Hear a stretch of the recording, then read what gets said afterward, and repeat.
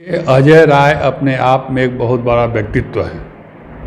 5 बार लगातार एक ही सीट से चुनाव जीतना, मंत्री बनना और कांग्रेस पार्टी का पूर्वांचल का सबसे मजबूत और सबसे बड़ा चेहरा अगर कोई है तो अजय राय जी हैं।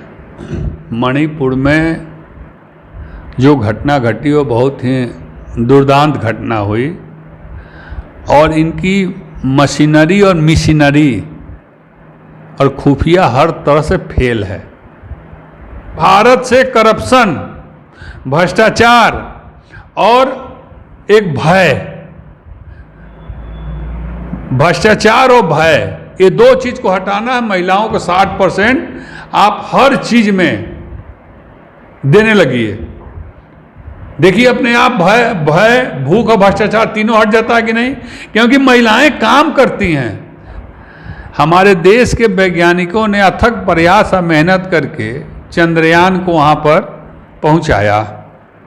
अब अपनी वाहवाही लूटने के लिए आपका किए हैं उसमें हम पूछते आप आज दे देते, देश को संबोधन कर देते तो वैज्ञानिक ना फेमस हो जाए, वैज्ञानिकों का चेहरा ना फेमस हो जाए, हमारा चेहरा जिसे हमने ही बना दिया और हमने ही उड़ा दिया। तो मैं तो अपने देश के वैज्ञानिकों को, डॉक्टर कलाम साहब अपने देश के बहुत बड़े वैज्ञानिक थे, तो कलाम साहब ना दूसरा कोई बन जाए, इसके लिए हमारा चेहरा आगे करो और वैज्ञानिकों का चेहरा पीछे करो। लेकिन देश के वैज्ञानिक भी समझदार हैं और पूरी देश की 140 करोड़ जनता कल उनको धन्यवाद दे रही है, आज भी धन्यवाद दे रही है कि अभी तक चंद्रमा पर गए हैं, अब सूर्य पर जाने की तैयारी आप कीजिए और भारत सूर्य पर भी जाकर दिखाएगा। ठीक है, तो कांग्रेस ने अजय राय को बड़ी जिम्मेदारी दे दी है बनारस से प्रदेश अध्यक्ष, लेकिन अजय राय और दोनों के नाम में अजय है। और हमारे साथ हैं नेपा के राष्ट्रीय अध्यक्ष शशि प्रताप सिंह से बात करेंगे कि कितना मजबूत हुआ है कांग्रेस ने, जिस तरीके से प्रदेश अध्यक्ष अजय राय को बनाया गया है, और खासकर जो ये बनारस के अगल बगल के जो सांसदीय क्षेत्र हैं उस पर क्या ये प्रभाव डाल पाएंगे। जिस तरीके से अजय राय को प्रदेश अध्यक्ष बनाया गया है कांग्रेस की तरफ से, क्या दिखता है कि पूरे प्रदेश में या बनारस के इर्द गिर्द या पूर्वांचल में कितना प्रभाव डाल पाएंगे? देखिए अजय राय अपने आप में एक बहुत बड़ा व्यक्तित्व है।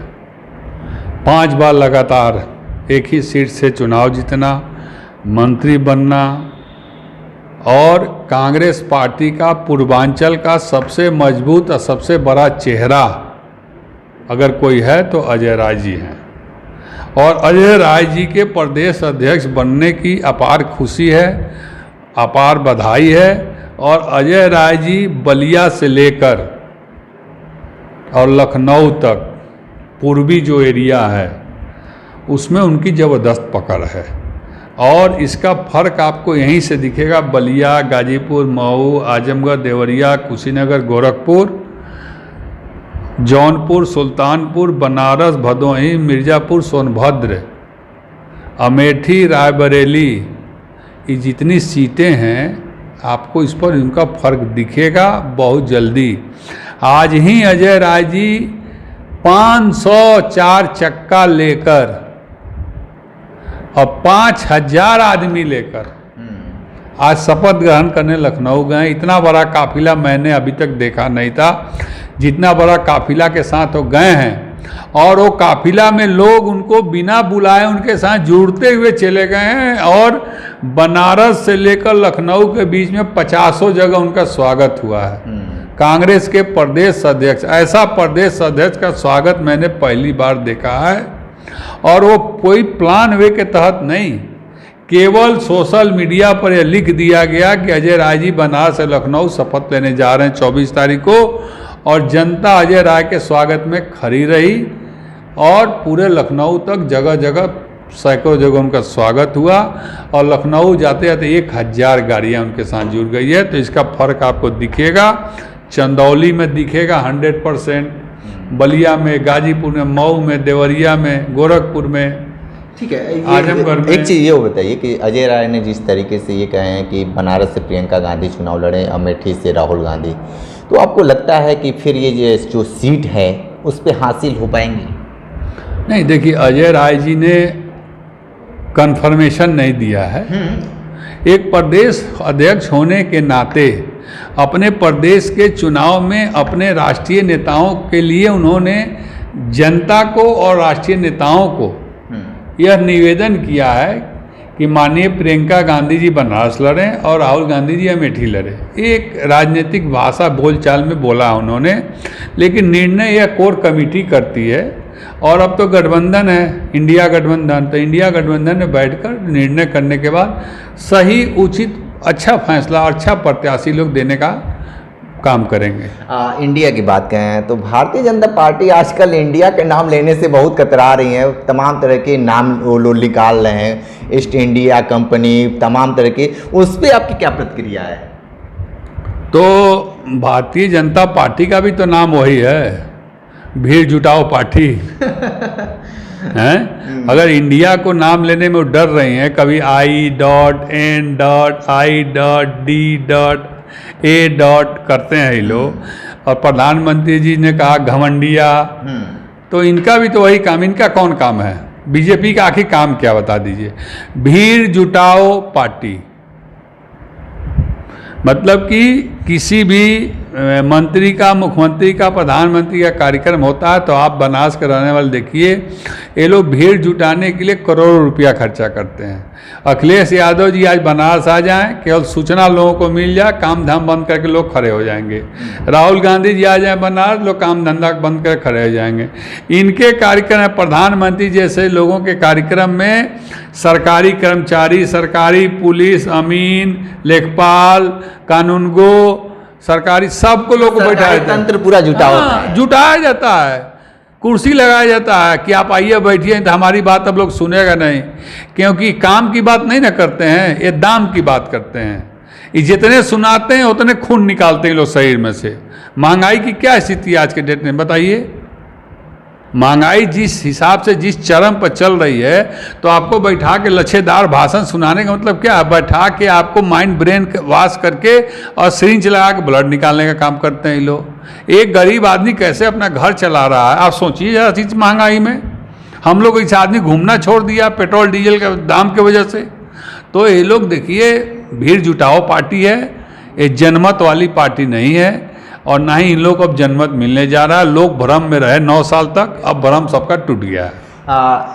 2M यानी 2 मणिपुर और टमाटर, इस पे ये लोग क्यों नहीं बात करना चाहते? ना मणिपुर पे भी बात करना चाहते हैं, जिस तरीके से महंगाई बढ़ी थी टमाटर को लेकर, इस पे भी भाजपा के नेता चाहे बड़े लीडर कोई बोलने पे क्यों अपना परहेज कर रहे थे? देखिए, मणिपुर में जो घटना घटी वो बहुत ही दुर्दांत घटना हुई, और इनकी मशीनरी और मिशनरी और खुफिया हर तरह से फेल है। ये लोग बोल के, आखिर जब घटना वहाँ घट गई 2 महिलाओं के साथ, निवस्त करके घुमा दिया गया, तो ये लोग बोल के क्या करेंगे? ये लोग कर सकते हैं कुछ? यूपी में कितनी घटनाएं घटी, अनगिनत हाथरस की घटना आपको याद होगी, कितनी घटनाएं महिलाओं के साथ घटी। इसी बनारस की एक महिला, एक सांसद पर आरोप लगाई थी, और उसका जब काम नहीं हुआ तो दिल्ली हाई कोर्ट के सामने जाकर वो पेट्रोल छिड़क के आग लगा ली। तो ये लोग बेटी बचाओ बेटी पढ़ाओ का जो नारा दे रहे हैं, देखिए एक दीवार पर लिखा रहता है ना कि यहाँ पर पेशाब करना मना है, वहीं पर लोग जाके करते हैं, एक आम। तो बेटी पढ़ाओ बेटी बचाओ, आपको बोलने की क्या जरूरत है कि बेटी पढ़ाओ बेटी बचाओ? बेटी पढ़ाओ केवल बोलिए ना, बचाओ क्यों बोल रहे हैं? इसका मतलब हमारे देश की बेटियां जो हैं वो कहीं फंसी हुई हैं, कहीं परेशान हैं, किसी के चुंगल में हैं। आप जब पढ़ाइएगा बेटियों को तो अपने आप ऊर्जावान हो जाएंगी, वो शक्तिमान बन जाएंगी, वो दिमाग काम करने लगेगा, उनकी मिलिट्री में, पुलिस में, एयरफोर्स में सब जगह भर्ती करने लगेगी, अपने आप बढ़ जाएगा। मैं तो कहता हूँ कि भारत से करप्शन, भ्रष्टाचार और एक भय, भ्रष्टाचार और भय, ये 2 चीज़ को हटाना है। महिलाओं को 60% आप हर चीज में देने लगिए। देखिए अपने आप भय भूख और भ्रष्टाचार तीनों हट जाता है कि नहीं, क्योंकि महिलाएं काम करती हैं और उनके अंदर भय है रात का कि रात को निकलेंगे तो गुंडा। जब महिलाएं 60% काम करने लगी, पुरुष 40% काम करने लगे, तो पुरुष के अंदर भय हो जाएगा, अपने आप भय भूख भ्रष्टाचार खत्म हो जाएगा। लेकिन ये करेंगे नहीं ये लोग तो चाहते हैं कि घटना पर घटना घटना पर घटना हो, और हम हिंदू की लड़की के साथ कुछ हो रहा है तो मुसलमान का नाम जोड़ दो, अब फलानवा के साथ हो रहा है तो ढेकनवा का नाम जोड़ दो, किसी तरह जनता को गुमराह करो। लेकिन अब जनता भी एकदम होशियार पक्का ठोक बजा के हो गई है, अब किसी के भ्रम में फंसने वाली नहीं है। हमारा धोती खोलकर हमारे सर पर ओढ़ाने वाले लोग, कहने का मतलब है कि हमारे पॉकेट से महंगाई बढ़ा कर पैसा निकाल कर आवास देने की जरूरत नहीं है। हम भिखमंगा देश को नहीं बनाना चाहते हैं, हम चाहते हैं कि इसको शिक्षा से इतना मजबूत कर दिया जाए, रोजगार से इतना मजबूत कर दिया जाए कि खुद पढ़े लिखे कमाए और अपना घर बनाए। हम घर बना के दे देंगे तो उसको काम करने की जरूरत क्या है? जब उसको अनाज दे देंगे खाने का तो उसको काम करने की जरूरत क्या है? तो ये तो पंगु और अपंग बनाने की व्यवस्था चल रही है ना देश में। मुझे पढ़ाइए लिखाइए, पढ़ने लिखने में जो पैसा लगता है वो सरकार दे, शिक्षा का पैसा सरकार दे, और जब हम शिक्षित हो जाएं खुद रोजगार कर लेंगे, खुद रोजगार कर लेंगे तो खुद कमा के घर बना लेंगे। एक आखिरी सवाल है, हमारे देश के वैज्ञानिकों ने बहुत बड़ी उपलब्धि हासिल की है, लेकिन जिस तरीके से वैज्ञानिकों को बोलना चाहिए था जिस समय पे, उस समय प्रधानमंत्री संबोधन कर रहे थे, इसको लेकर क्या कहेंगे? देखिए ऐसा है ना कि भीड़ जुटाओ पार्टी जो है वो pump and show and event party है। इवेंट का मतलब समझते हैं कि नहीं? इवेंट का मतलब होता है कि कोई शादी का फंक्शन है, उसको इवेंट वालों को दिया जाता है तो वो तरीके से सुंदरता से सिस्टम से बना देता है। हमारे देश के वैज्ञानिकों ने अथक प्रयास और मेहनत करके चंद्रयान को वहाँ पर पहुँचाया। अब अपनी वाहवाही लूटने के लिए आपका किए हैं उसमें, हम पूछते आप आज दे देते देश को संबोधन कर देते तो वैज्ञानिक ना फेमस हो जाए, वैज्ञानिकों का चेहरा ना फेमस हो जाए, हमारा चेहरा जिसे हमने ही बना दिया और हमने ही उड़ा दिया। तो मैं तो अपने देश के वैज्ञानिकों को, डॉक्टर कलाम साहब अपने देश के बहुत बड़े वैज्ञानिक थे, तो कलाम साहब ना दूसरा कोई बन जाए, इसके लिए हमारा चेहरा आगे करो और वैज्ञानिकों का चेहरा पीछे करो। लेकिन देश के वैज्ञानिक भी समझदार हैं और पूरी देश की 140 करोड़ जनता कल उनको धन्यवाद दे रही है, आज भी धन्यवाद दे रही है कि अभी तक चंद्रमा पर गए हैं, अब सूर्य पर जाने की तैयारी आप कीजिए और भारत सूर्य पर भी जाकर दिखाएगा। ठीक है, तो आप सुन रहे थे शशि प्रताप सिंह को जिस तरीके से सारे सवालों को बेबाकी से जवाब दिए हैं, तो आप विशेष ही रिपोर्ट देख रहे थे।